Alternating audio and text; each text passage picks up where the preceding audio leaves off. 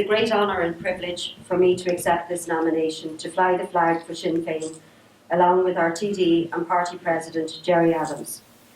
I want to start by thanking each and every one of you for coming along tonight and for putting your faith in me. It is an incredible honour. Thank you to Hugh McShane and Joanne Walsh and the Bobby Sands Common membership for nominating me. I will do everything I can with your help and support to ensure that I don't let the people down. We've made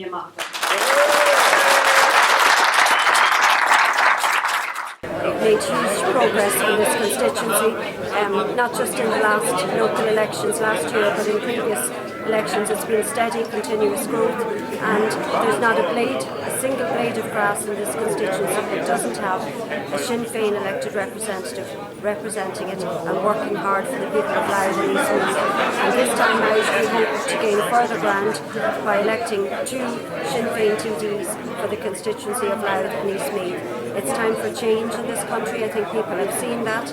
They want a party that will stand up for them, not that will kowtow to Brussels or their paymasters. Will stand up for the people, will ensure that there's equality right across the board, that there's fairness in society, and bring all of that back. All of this, bring an end to the austerity and some fairness back into society. If you look back on the last year, 483,113 citizens voted for Sinn Féin across this island. We became the largest party in Ireland. We took 262 local council seats. We have representatives in 39 councils. 30% of them are women. And I want to congratulate Imelda on her selection.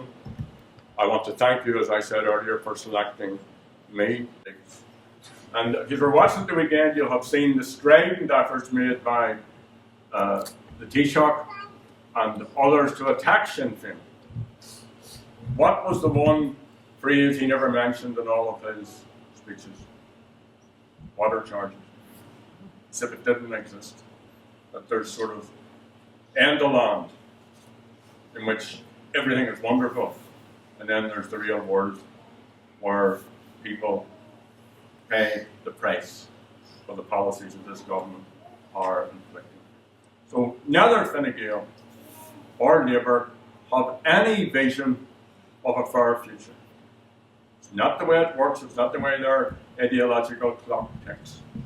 They have a different view.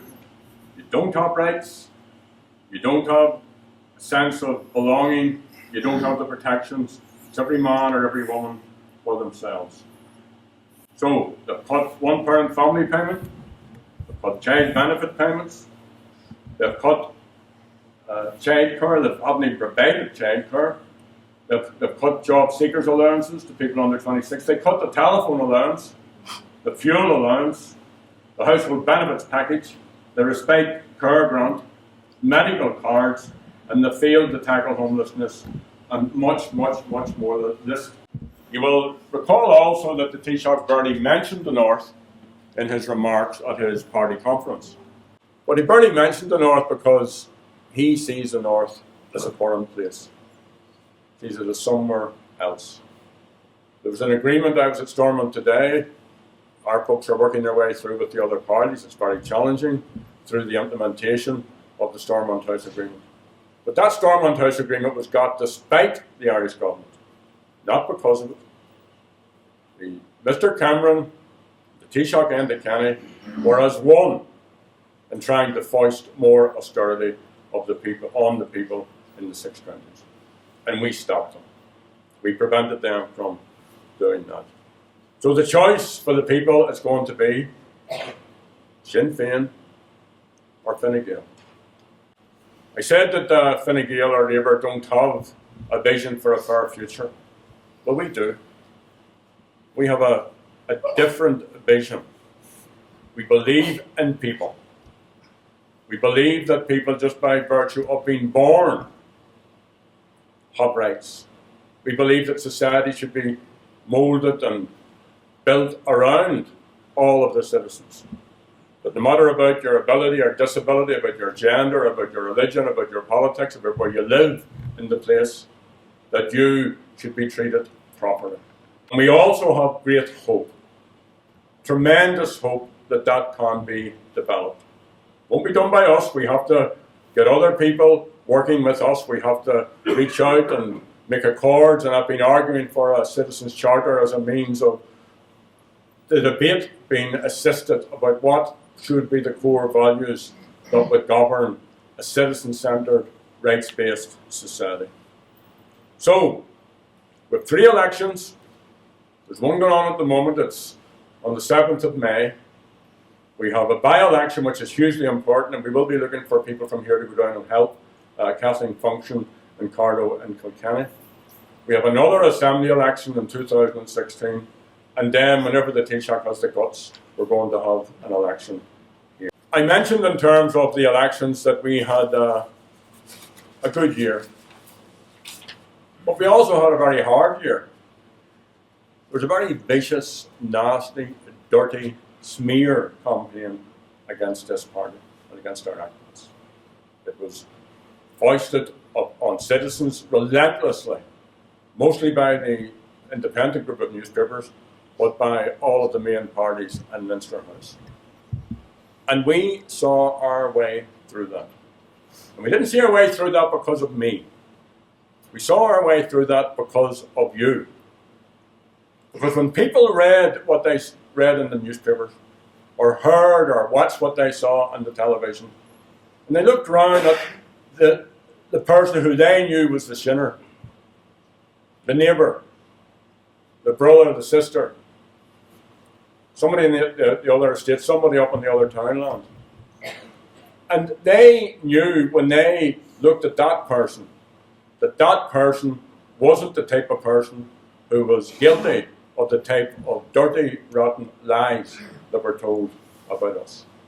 So you folks can take great pride in seeing us through that very, very, very vicious period, because it was by judging you on your behaviour, on your rootedness, on your radicalism, on your common sense, on your humanity, that people continue to vote and continue to support our party. It's going to get worse. As we move forward, north and south, as more and more people respond to the Republican message, the establishment will get more and more desperate, will get more and more strident. A lot of talk about will Sinn Féin be in government, will Sinn Féin not be in government, who will Sinn Féin be in government with? And I've been saying all the time, we shouldn't worry about that second bit of it. Right? Our job is to get the biggest mandate possible, to be in government. And the size of the mandate will determine our strength to negotiate a programme for government, and it could also determine who else might be in the government as well. That's our job.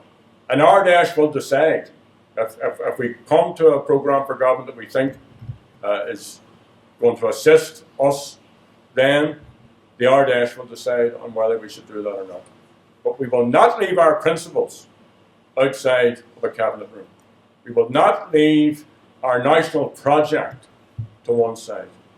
Matt Carthy, and I kept repeating this a few months ago at a meeting, said, you could be in government and not be in power. That's what happened to Labour. They're in the government, but they're not in power. So we want to be in power, and we want to use that political strength to advance and to continue to promote our vision for the future. So thanks for your work. Well done. I came here, I know that I wasn't a stranger to County Louth or to East Meath, and some people here I've known for a very, very long time. But I was a stranger, and you took me in. And I have to say, the work that I do with the councillors, the work that I do with the people in the advice centres, and Emma McCardle has joined us in that endeavour, and just the grassroots Republicans throughout this constituency makes me very, very, very proud to be part of what you all are. So Gora Míle Mágaibh, good luck to you all, and let's get 2 Republicans elected to County Louth and teach the rest of them a lesson. Gora Míle.